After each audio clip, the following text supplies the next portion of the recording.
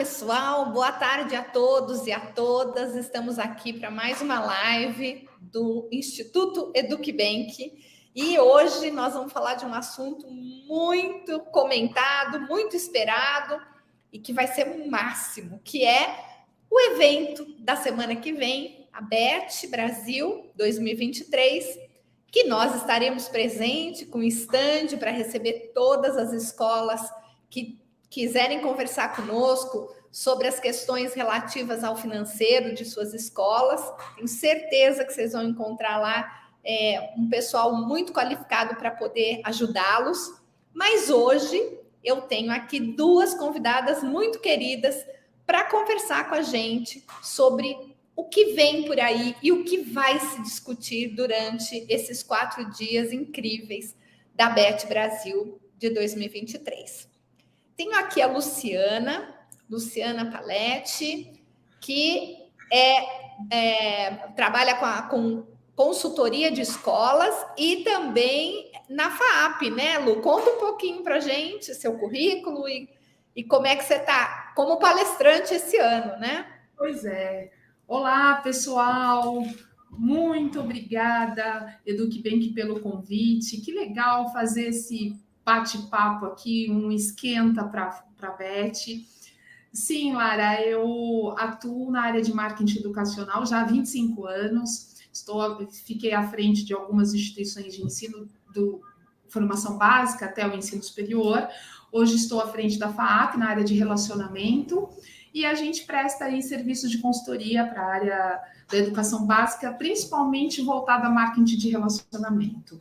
E eu estou com 2 oportunidades de me apresentar um pouquinho, falar um pouquinho sobre marketing de experiência e também marketing de relacionamento na jornada aí desse estudante, né, em 2 momentos, no dia 10, às 11h30 e no dia 11, às 14h30, lá na BET. Estou bem feliz. Muito bem, Lu. Muito legal receber.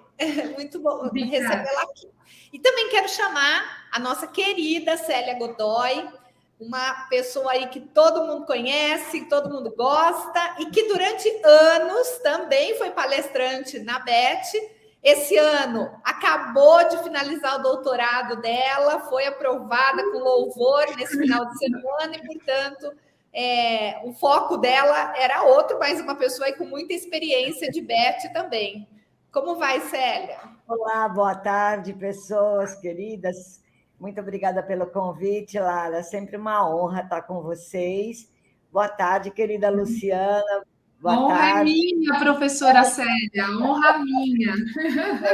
Eu, como boa veterana de BET Brasil, esse ano, infelizmente, não estou, porque também estava a cabo da minha defesa, mas é uma honra participar, porque nós sabemos que essa semana próxima será uma semana incrível, né, Lara? Além de ser um dia maravilhoso, Dia das Mães, também temos esse monumental congresso que certamente trará incríveis novidades e é uma honra para mim estar aqui com vocês, que são muito queridas. Eu sou professora, 51 anos, eu estarei fazendo agora em julho, de educação, viu, Lara? Aposentei aos 44 e nunca mais parei, não sei o que acontece, mas faço um trabalho bem bacana, tenho um programa Interação lá do CIESP, 2 vezes por mês, faço assessorias também em escola e muitas mentorias, e sempre assim, me dedicando com muita paixão pela educação. Eu digo que o título ele nada mais é do que a nossa trajetória transcrita em palavras. Então, foi possível documentar muito da história por meio dessa tese, e eu estou muito feliz por tudo isso, principalmente por estar com vocês aqui. E para esse público que já está aqui, essas pessoas do chat, meu beijo e meu boa tarde. É, sem dúvida, uma conquista, né? Finalizar aí um doutorado é uma conquista quase como ter um filho, né? Porque... É uma gestação. É uma gestação. De anos, né? Mas vamos lá, eu acho que tem alguns temas que seria legal a gente discutir e que eu imagino que vai percorrer aí todas as apresentações no Congresso, no Fórum de Gestores, enfim, tudo que vai ser discutido nessa próxima semana. E um deles, que a gente não pode deixar de mencionar aqui, eu acho que tem que ser o primeiro, é a questão de formação de professores, né? A gente está vivendo aí um momento muito surreal e diferenciado na vida de qualquer professor, né? Seja a questão da violência, seja a questão da inteligência artificial, tudo isso está junto e misturado, né? E a gente não sabe mais o que é bom, o que é ruim, e eu acho que esse é um debate que a gente precisa voltar e principalmente olhar para o professor. O professor sofreu tanto com essa pandemia, que veio sem avisar ninguém e mudou a vida de todo mundo. E quando a gente imaginou que isso estava passando, começou outras grandes discussões que envolvem diretamente a carreira do professor e que precisa ser debatida. Eu queria pedir para a Luciana começar comentando, uma vez que seu foco está também no ensino superior, Luciana, a questão da formação, né, dos professores e o quanto a universidade ela está diretamente envolvida na educação básica, não são duas coisas, a gente está falando de uma coisa só que é a educação. Como é que você vê tudo isso e como que você imagina que a gente deva olhar agora para essa perspectiva de formação dos professores? Perfeito, Lara. E, bom, a doutora aqui é a professora Célia, na questão de formação de professores. Eu vou trazer o meu olhar de relacionamento muito voltado especialmente para esse momento que você comentou, Lara, e a gente tem percebido tanto nas escolas, né, quanto nas instituições de ensino superior, as universidades e faculdades, essa questão do preparo também desse professor, também no quesito emocional, né? Olha só, as duas ondas que você comentou aí, a de insegurança, que é mais atual, a pandemia, e a questão do preparo para estar atuando como professor, a gente vê de ponta a ponta, não tem realmente diferença, né? E a formação de professores, quando a gente consegue fazer a aproximação da escola básica, eu acho que todos ganham, né? A gente trazer esse frescor do ensino básico para o superior, assim, é uma oportunidade surreal, como você comentou, né? E eu acredito que num congresso como esse, eu estava olhando a programação, a gente tem vários momentos com vários palestrantes trazendo não somente toda a sua bagagem de formação e técnica, mas principalmente seus cases, porque realmente não tinha uma lição, não tinha uma receita de bolo. Todo mundo teve que aprender a fazer essa lição juntos, com uma mentoria, né? E eu acho que aí a professora Célia tem muito mais propriedade para falar sobre isso, porque são seres humanos que estão à frente dos seus postos de trabalho e que a gente conseguiu realmente se superar. Agora, e o pós-pandemia? E o pós? A gente sai fazendo algumas atividades para solucionar esses problemas emergentes, mas e aí? Como é que fica a base do nosso professor, né? E puxando para a questão que eu falei de marketing, de relacionamento, é o estudante, é a família desse estudante que vai se relacionar também com o professor. Então, às vezes, a gente também cobra muito do professor. Ele tem de ser hoje multitarefas. E como é que essa formação? Muitas vezes o gestor, o mantenedor, também não consegue dar vazão para tantas frentes de formação do seu próprio corpo discente, né? Então, eu acho que é uma preocupação, né? Mas vejo também com os bons olhos as universidades preparando seus professores, com formações, por exemplo, de curta duração, que aí eu acho que a gente consegue imergir muito nesse ambiente, né? De formar esses professores. E entendo que as empresas também estão enxergando como oportunidades para a gente também formar o que a gente chamava antigamente de in-company, de trazer as empresas para esse universo, né? E aí o Arteabec é um celeiro muito forte, muito importante para isso, né, professora? Sim. Belinha, vamos lá. Então, boa tarde de novo, gente, para quem chegou agora. Eu caí do nada, mas já levei tanto tombo que eu estou toda roxa. Gente, assim, acredito que a Beth, né, será um congresso assim, incrível, além de trazer opções, ideias, sugestões e perspectivas de futuro, ela traz também, acho que, essa importante reflexão sobre o ensino superior, como a Luciana vai nos trazer, focando principalmente, talvez seja imprescindível que os cursos de pedagogia eles se atualizem para essa nova realidade, esses novos contextos nos quais a educação tem que viver, conviver para sobreviver. Essa que é a realidade. Nós hoje não é mais possível sair de uma faculdade sem saber a realidade entre aquele aluno ideal e o aluno real. Então, eu acho que é papel, sim, quanto mais proximidade houver do ensino superior com o ensino, com a educação básica, mais realidade e mais prosperidade nós teremos na ação educacional. Em relação, por exemplo, à questão da formação de professores, além da formação nos cursos superiores, é preciso, sim, não podemos esquecer isso jamais. Isso pela própria trajetória minha de vida, inclusive com o trabalho que eu desenvolvi agora, que deu 300 páginas, onde eu trato essa questão de formação de professores. Então, eu acredito que são 3 grandes eixos. O papel da universidade nessa formação, o papel da escola para incentivar, oportunizar e proporcionar uma formação em serviço continuadamente. E quem é que faz isto na escola?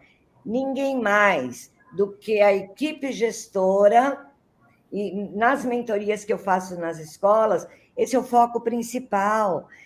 Quanto é importante que a equipe gestora tenha essa consciência da importância de fazer da escola realmente um lugar de educação, um lugar onde a escola possa pensar sobre si, um lugar onde os professores são convocados, não, eles são convidados a participarem dessa nova estrutura de educação, desse novo modelo, desse novo professor, porque o nosso papel mudou muito. Não é só ir lá e ministrar uma aula, nós temos um compromisso social, um papel social com a comunidade, com os meninos, com a inclusão, com a avaliação e assim por diante.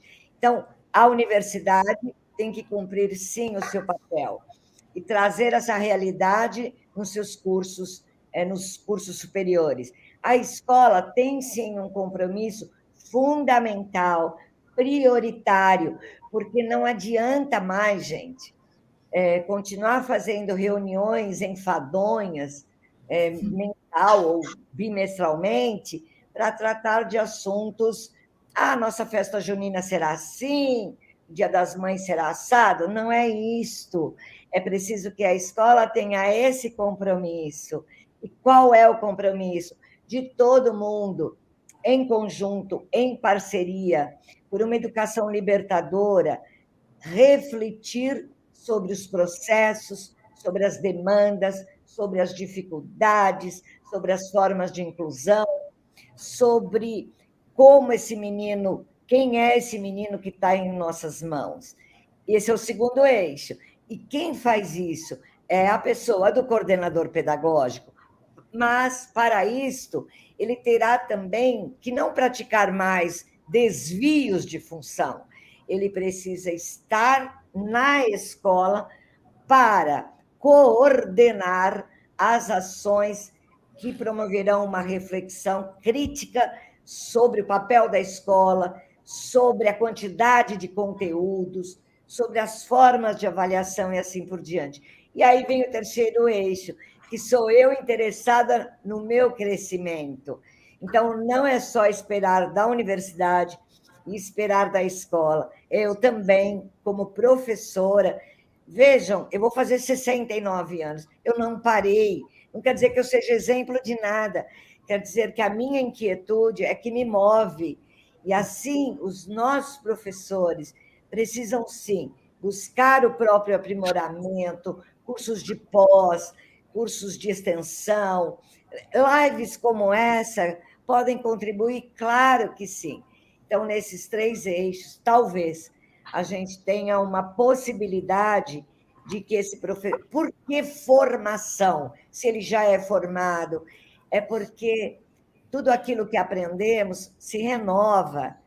Nós estamos diante de um cenário em transição, de momentos inusitados, de uma alta tecnologia, de avanços imensuráveis. Então, e como se transforma, né, Celinha? Exatamente. É muito rápido, tudo voando, tudo instantâneo. E tanta tecnologia, né, professora? Tanta coisa nova. Como colocar tudo isso, ainda, né, o que eu estava falando, exigir ou pedir para que também sejam gestores administrativos, comerciais, né? A gente vem lá do marketing bater na... Vamos, vocês também vendem a escola. Então, são muitos atributos que a gente acaba exigindo do professor. E essas formações ajudam muito nessa reciclagem, né? Eu ontem estive conversando com uma pessoa de uma escola e ele é um professor de física que acabou assumindo a direção da escola.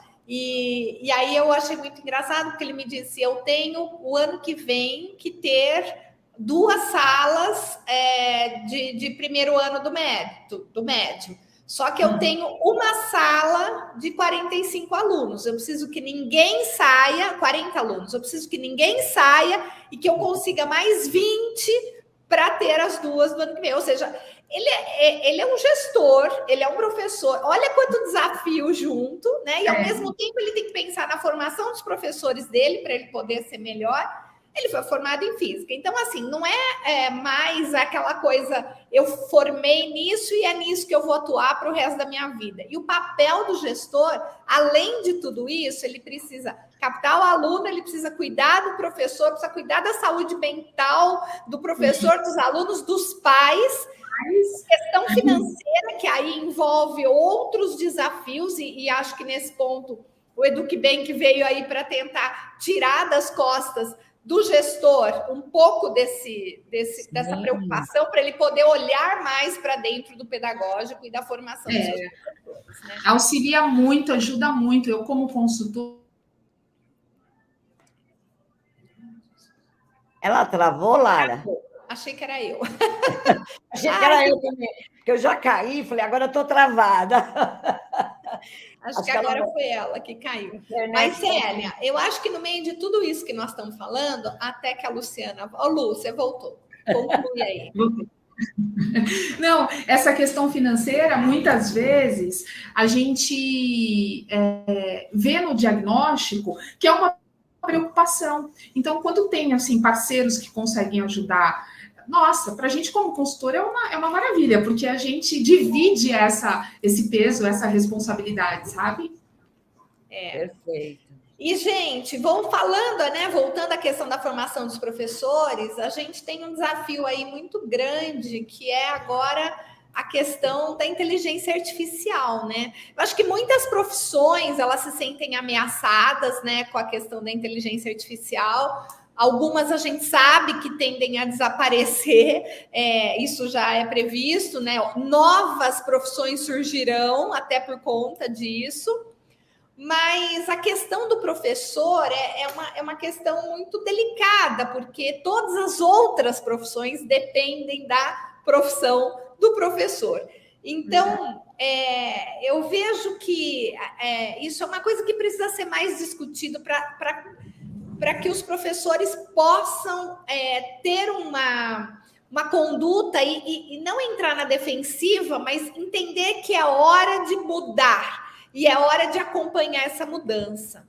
Eu tenho a sensação de que posso estar muito enganada e queria até que a Célia me falasse a respeito disso melhor, mas um grande desafio da escola sempre foi mostrar para o aluno que ele não precisa decorar respostas, que ele precisa saber, conhecer, e que ele precisa aprender a fazer as perguntas e não decorar as respostas, né? Porque numa era da informação como nós estamos vivendo, as respostas estão em todos os lugares, não dá mais para decorar, né, e pôr na prova aquilo que o professor quer, mas é como elaborar as perguntas certas. E a impressão que eu tenho é que a inteligência artificial, o chat GPT, que está tão em debate, ele está esbarrando nesse item, né, nesse ponto. Todo mundo preocupado. Mas agora o aluno não vai precisar fazer o trabalho, ele põe lá e tudo vai sair. Mas para o aluno pôr lá e tudo sair, ele precisa saber fazer a pergunta, né, Célia? Sim, além de fazer a pergunta, ele precisa ter habilidades para poder interagir em espaços também virtuais. A universidade que eu estava, nós fizemos encontros com metaverso, por exemplo. Então, todos os bonequinhos ali num ambiente maravilhoso. Na realidade, o que eu acredito é que a formação de professores, ela tem que ter os eixos de formação, o que nós estamos vivendo hoje e o que iremos viver amanhã, porque como a pandemia nos pegou assim, dormimos sem e acordamos com pandemia, tivemos que nos reinventar, escolas demoraram, outras não tiveram acesso.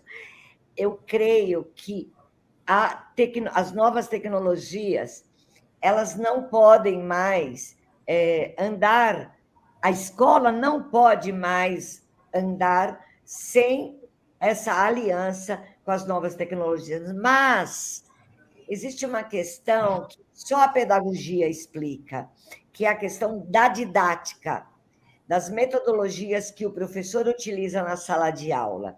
Por isso, quando se fala em formação, só estou voltando para chegar.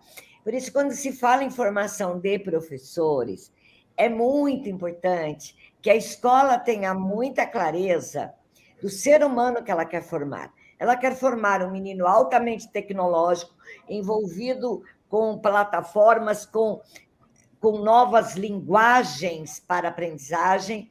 Ela quer um menino passivo que escute na docilidade de Foucault, por exemplo, ou ela quer um menino que saiba fazer perguntas. Se ela responder que sim, é preciso revisitar a aula. Que aula é esta de 50 minutos em que o professor entra, dá um conteúdo, toca o sinal, ele vai embora? Será que há tempo para se fazer perguntas, para incitar e mover o interesse do aluno, para que ele se motive e queira aprender? Porque um dos eixos da BNCC é esse, ele quer fazer, ele quer agir.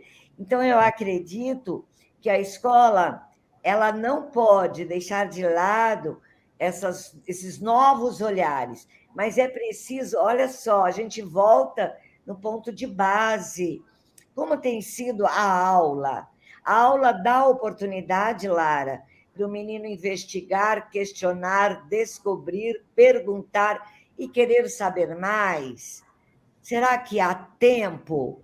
Será que no ensino médio, por exemplo, quando todos os olhos estão focados para o vestibular, este aluno que vai prestar esse vestibular, ele tem uma inteligência emocional e habilidades capazes de fazê-lo estar bem para que ele possa prosperar naquele sonho dele?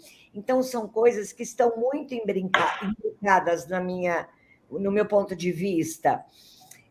Toda a modernidade, todas as novas tecnologias, elas dependem, sim, disso que você falou, dessa de saber fazer perguntas, que isso me leva a crer que é querer saber mais, querer se aprofundar, como já existe na Espanha desde o século passado, que os meninos vão descobrindo por meio do seu interesse que o motiva a descobrir, lá já existe desde o século passado. Aqui ainda está muito cartesiano, Lara. Ainda é uma educação muito formatada em conteúdo, vencer o conteúdo, acabar com essa apostila. Isto precisa ser libertado para que o aluno realmente aprenda a fazer perguntas. Em outras palavras, para que ele tenha interesse, porque a motivação, ninguém motiva ninguém. Vygotsky nos coloca aqui, quando aqui na nossa função psicológica superior tem a volição, que é a vontade. Quando eu tenho vontade, eu sou movida por um interesse e passo a me motivar. A pergunta é: o que precisamos mudar na escola para que o menino aprenda a fazer perguntas? É a postura do professor? É a quantidade de conteúdos? É a inserção para nova... Como resolver? Isso é uma trama muito densa. E aí, a inteligência artificial vem provocar tudo isso. Exatamente. Né? Lu, o que você acha? Eu acho assim, a professora comentou que eu achei fabuloso, que na minha área, professora, eu vou puxar e conceituar assim, o que a senhora falou é exatamente o que a gente fica batendo na tecla. A escola precisa saber se posicionar, né? O que ela quer entregar para essas famílias, né? Exatamente. Então, muitas vezes a gente vai fazer esse diagnóstico, as escolas não sabem qual é a sua, tão básico, a missão, a visão e os valores para permear tudo isso. Porque senão, eu não falei no início, mas eu sou analista de sistemas de informação, adoro tecnologia, mas não adianta ter ferramentas soltas. Exato. Não é, professora? Fica pontas soltas, e aí eu vou trazer o gancho para a Beth, porque assim, lá na feira, a gente vê tantas opções, tantos estandes, tantas ferramentas, e eu vejo aquelas pessoas ansiosas para buscar o brindes, né? Que a gente é brasileiro e gosta de um brinde, né? A professora adora sacola, a gente ama. Sacola, a professora adora sacola, uma canetinha, né?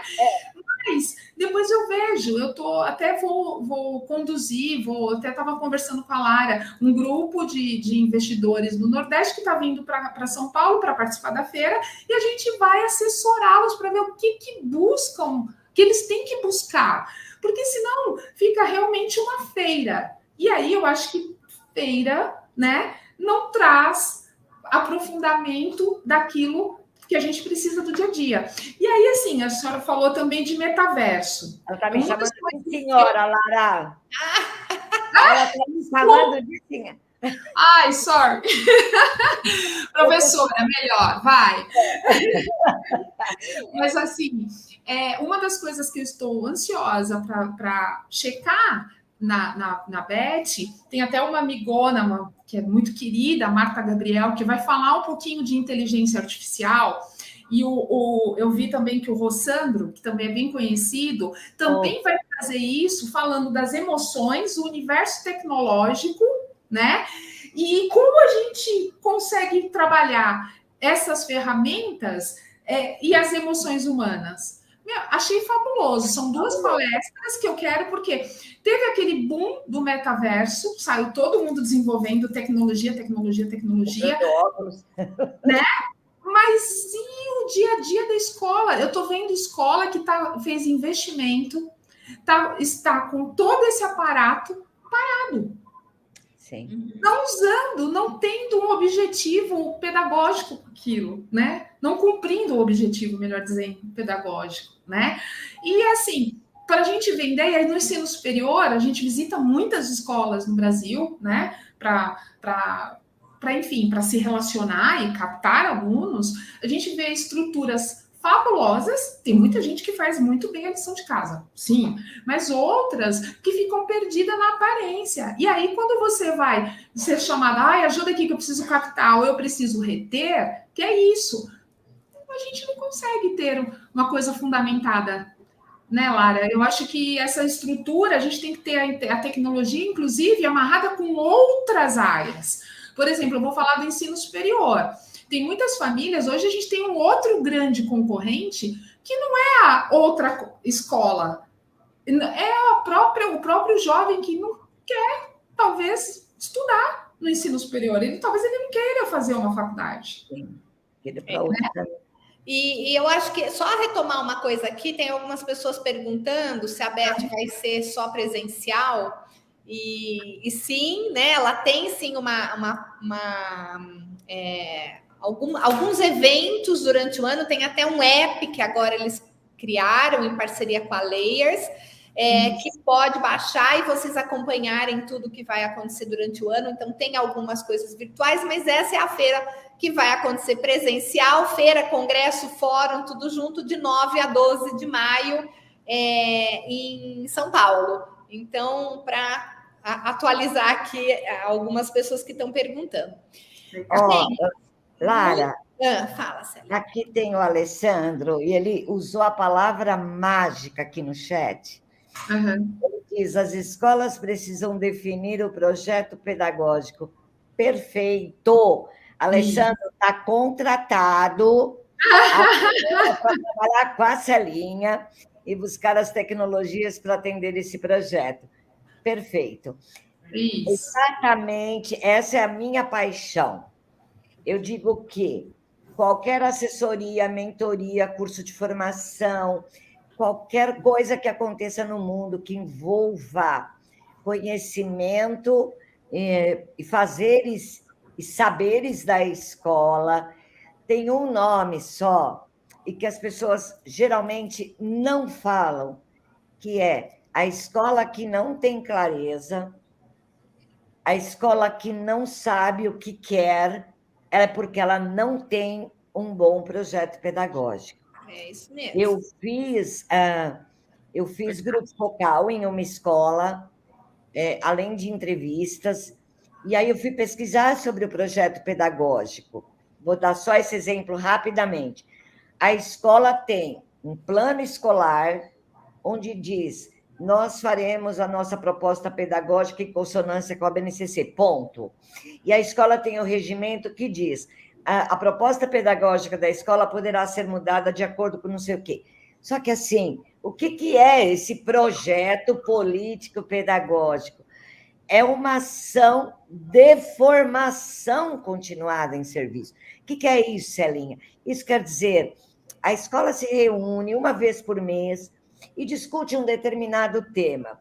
Novas tecnologias, discute avaliação, discute postura de educador, discute um tema ou alguma coisa que aconteça no seu dia a dia. Isto é projeto político pedagógico. É discutir, é escutar, dar voz, combinar, fazer pequenos registros, porque eu não estou dizendo de um projeto político-pedagógico para ser entregue numa delegacia de ensino. Estou dizendo, gente, projeto político-pedagógico é uma discussão combinada para uma ação proposital que, combinada, será construída. E aí, entre o CP, o coordenador pedagógico, está entre o que foi construído, discutido nesse coletivo, registrado. Nossa escola entende que a inclusão é isto, nossa escola entende que a inteligência artificial são combinados, pequenas frases, e aí acontecerá isso na praxis, porque o que é combinado não é caro, já diz o velho chavão. Só que as escolas, eu fiz uma pesquisa a nível de Brasil, viu, Lara e Lu? Quantas escolas revisitaram os projetos pedagógicos durante quase 2 anos de pandemia? Quase nenhuma. Foram fazendo, não estou criticando, porque isso é um dado, foram construindo coisas, abrindo planilhas, organizando horários das aulas, tempo de tela, Só que nada está documentado, não tem uma trilha construída. Então, eu penso, olha, gente, haja vista o seguinte: quantas aulas gravadas, maravilhosas, tem em cada escola? E eu pergunto, aonde elas estão? Porque uma vez por mês, a cada 15 dias, eu não uso o que já tenho. E são as aulas que foram gravadas, que podem ser disponibilizadas ou para rever, para revisitar, para discutir, para criticar, para complementar. Onde estão as aulas que foram gravadas durante 2 anos? Então, a escola, esse exercício do novo, é um exercício que precisa ser discutido, estudado e trabalhado para e passo. Não adianta sair na feira, como a Lu colocou, comprando verduras que você não vai utilizar e não sabe nem como e onde pôr. Não é isso, Lu? Eu amei essa fala, eu achei fantástico. A Beth está imperdível, né, gente? E eu acho que já que vocês falaram aí, a Célia agora fez uma narrativa muitíssimo interessante, que acho que bota o dedo na ferida, né?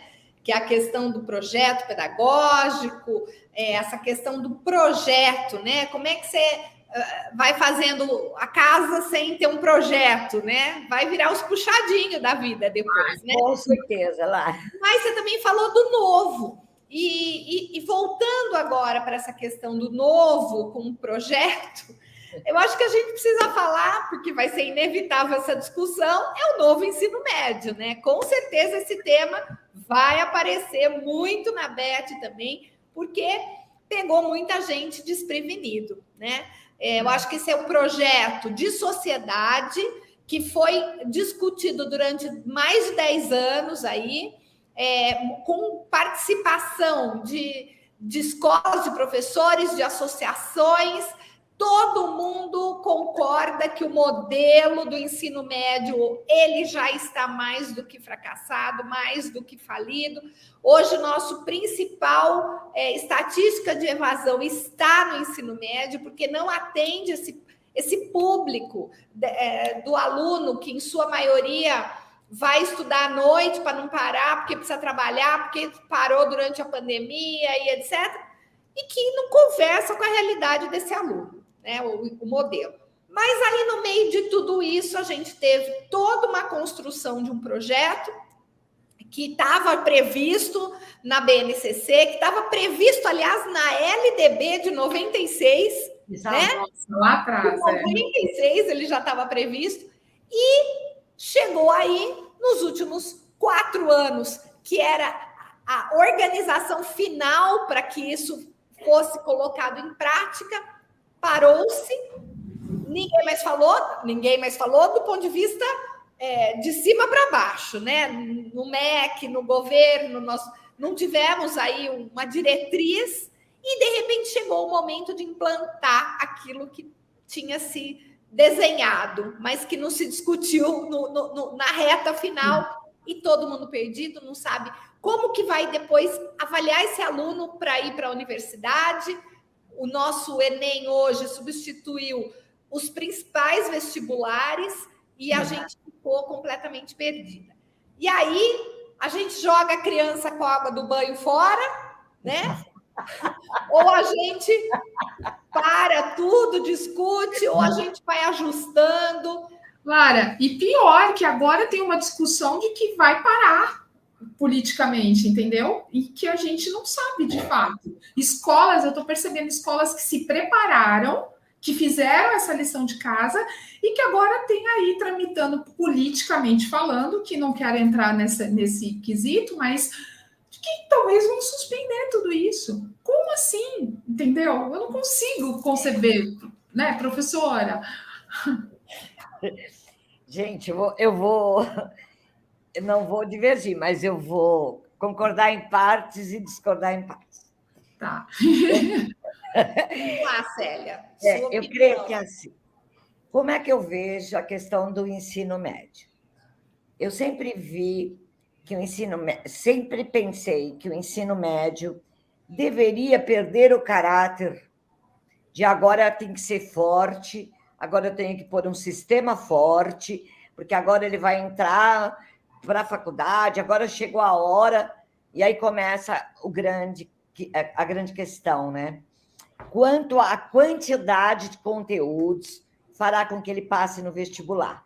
Se a gente tem discutido, rediscutido, retomado muitas questões, como, por exemplo, a questão da inteligência emocional, né? Das sequelas sabidas dessa bendita pandemia. Então, do ponto de vista didático, pedagógico, eu penso que se há escolas,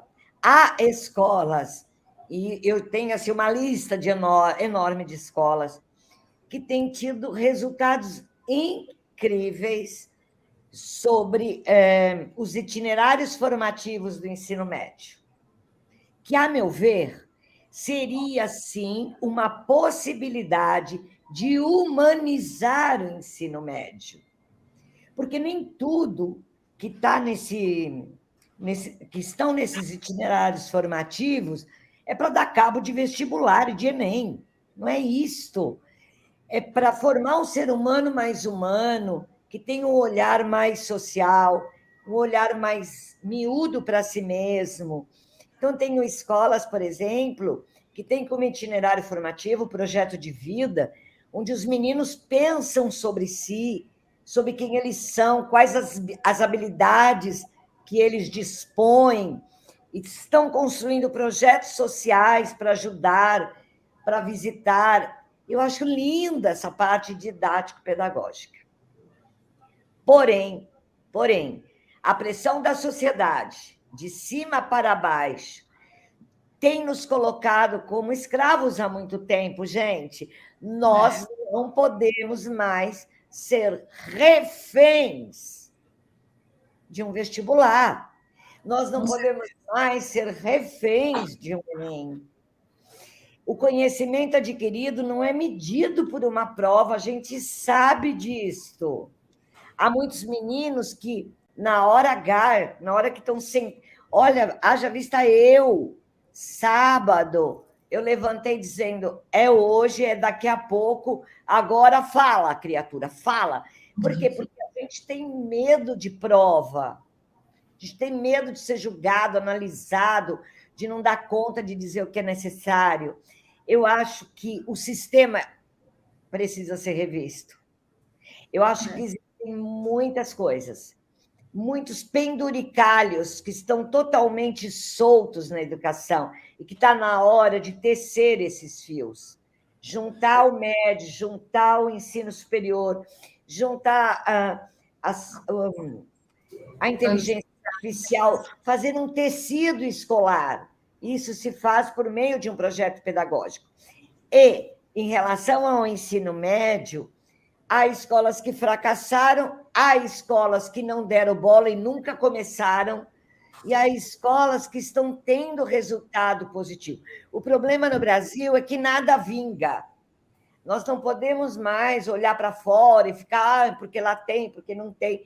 Gente, é preciso criar uma identidade nacional de educação. Mas não sei se pode, né, professora? Não tem continuidade, parece que a gente consegue, né? É isso. E eu queria trazer um outro olhar aqui também, que, né, no superior a gente recebe esses jovens. Hoje a gente fala tanto em soft skills, né? Quais são essas habilidades desse jovem, né? Ele tem outros interesses hoje, como um deles, assim, talvez não querer fazer um ensino superior, ou fazer também, cursar uma faculdade que tem um curso diferente, diferenciado, que atenda esses anseios deles, né? Então, por exemplo, áreas de internacionalização tão fortes. E assim, se o ensino médio, é o que a professora falou, vestibular e Enem, gente, está fadado, já não existe esse modelo em muito lugar, aliás, né? Eu acho que só aqui que existe, né? E aí, como é que a gente avalia esse jovem e como é que a gente entrega serviços, ofertas, para que ele tenha atendido essa ansiedade, essa necessidade, sem ansiedade.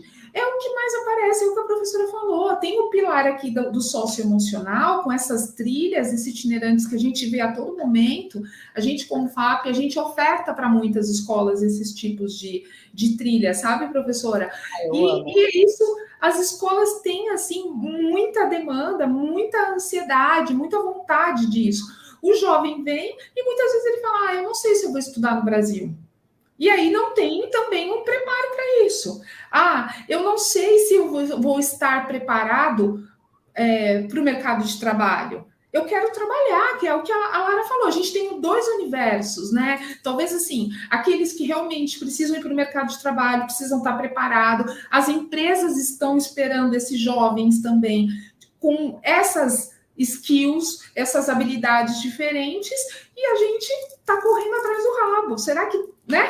A gente consegue? Como conseguir? Eu acho que a solução, uma delas é essa, professora, é juntar, é não ter um escopo de projeto. Aí eu vou trazer para o marketing falando assim, planejamento estratégico, tem muito gestor também, mantenedor que desconhece, professor. Não sabe o próximo passo, sabe? Né? Ele está aqui, mas ele não sabe o que ele quer esperar da escola. Como que ele vai ainda traçar todo esse planejamento didático-pedagógico dentro desse projeto? Olha, a professora trouxe o dado, a gente não revisita esse projeto pedagógico. A sociedade está em constante mudança. Olha aí o que a gente está acontecendo. A gente não falou inclusive de GPD, eu ia falar de Lei Geral de Proteção de Dados, que veio também, que é mais uma coisa que a gente está tendo de tratar, e é uma das coisas que eu espero também ver na BET, né? Então, eu acho que a gente tem vários desafios aí, né? De continuidade, de percepção, de junção das áreas, né? Exatamente, eu acho que são muitos temas, né? E esse ano não é à toa que a BET está com um número recorde de inscritos e de expositores e de participantes e de palestras, né? Porque acho que assim chegou num ponto em que as dúvidas são muitas, né? E as respostas são poucas. Então vai ser um excelente espaço para a gente poder discutir tudo isso que nós falamos aqui.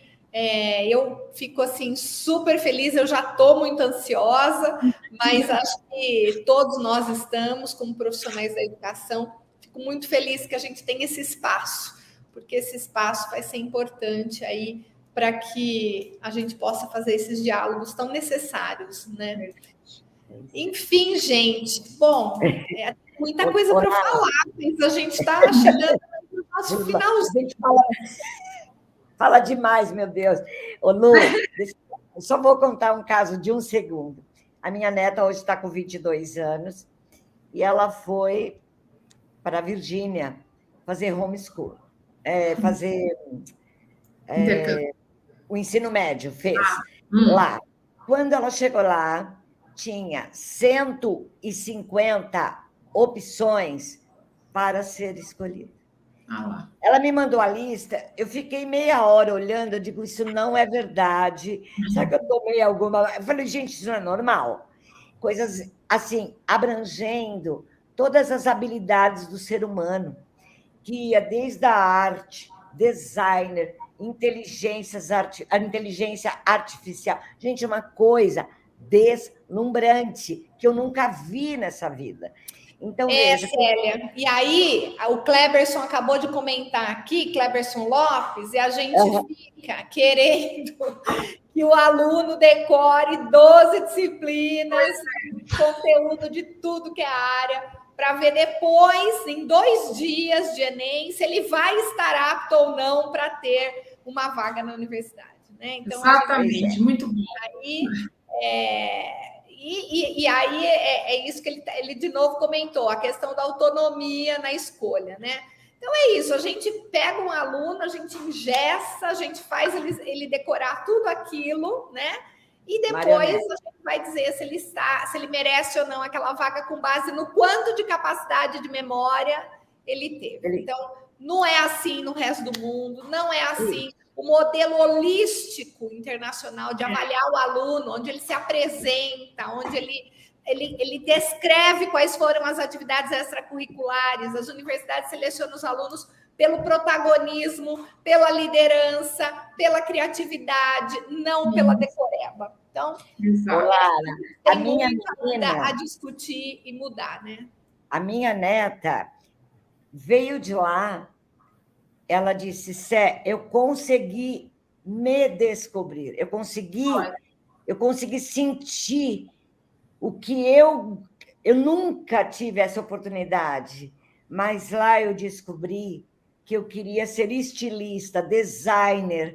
A minha filha, meu Deus, mamãe, o que a gente faz com essa menina? Eu queria que ela tivesse uma profissão para ganhar dinheiro. Eu disse, não, ela tem que ter uma profissão que ela se sinta gente. Hoje ela tem uma confecção pequena chamada Gufra, ela constrói, desenha roupas de banho, biquínis, essas coisas, tudo porque lá ela teve a descoberta. Eu acho que o papel da escola está em pensar em si mesmo, pensar em quais habilidades esses meninos dispõem. Há vozes caladas na escola.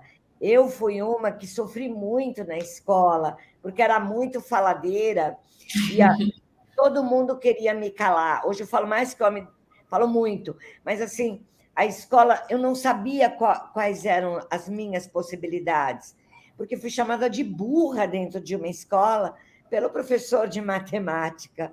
Então, gente, isto é assim, que olhar é este que a escola tem que ter para que o menino se descubra, porque ele pode ser o que ele quiser ser, e não aquilo que os pais não conseguiram ser e projetam para o filho vir a ser. Sabe? Não é o sonho do pai que tem que ser realizado, é o sonho dessa criança, desse jovem. Só que é preciso fazer sonhar. E aí fica uma pergunta no ar: quanto as escolas têm conseguido essa façanha? Né? Não é só um lugar de hedonismo, de prazer, mas é um lugar de descoberta, porque a gente vive a vida inteira lá dentro, né, gente?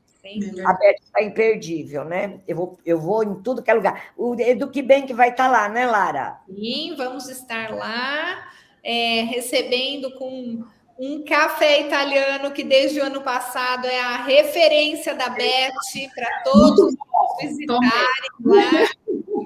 Com uma sala secreta também, que os professores vão ter que descobrir, vão poder experimentar sensações e todos os sentidos. Olha, o Eduque Bem que montou assim várias coisas imperdíveis. Então, quem estiver aqui nos assistindo está convidado para participar, para visitar nosso stand. E se falar que assistiu essa live aqui, vai ganhar um brinde especial. Oba! Falei de brinde? Eu vou falar que eu vi a live. Mande aviãozinho, né, Lu? A gente já garantiu, Celinha. Não te amei, viu, querida? Você amei. Gente, olha, eu quero agradecer demais a participação de vocês. Foi um papo muito gostoso nesse fim de tarde aqui. Quero agradecer todo mundo que está nos assistindo, interagindo aqui com a gente, muita gente comentando, falando. E semana que vem estamos juntas lá. Isso, espero vocês. Para quem está aqui nos ouvindo, nos dias 10 e 11 eu estou lá. Quem quiser bater um papo pós ou durante a palestra também, vai ser muito agradável. Muito obrigada, Lara, pessoal da Eduque Bank. Celinha, amei, que honra estar aqui com você, de verdade. Vou estar lá prestigiando vocês todos e os demais palestrantes. Eu vou falar no dia 10, no BetLab, às 1h30 da tarde, e no dia 11, às 3 horas, na Arena Startup. Vou fazer estaremos nos mesmos dias, então a gente vai se cruzar mesmo, Lara. Hoje eu recebi um convite de uma amada do Pimpão. Celinha, vem fazer um talk show. Meu amor, nesse dia estou impossibilitada. Hoje, uma senhora linda me chamou, mas aí não foi possível aceitar. Mas é só no tempo de Deus, e quando ele prepara, a gente vai de novo.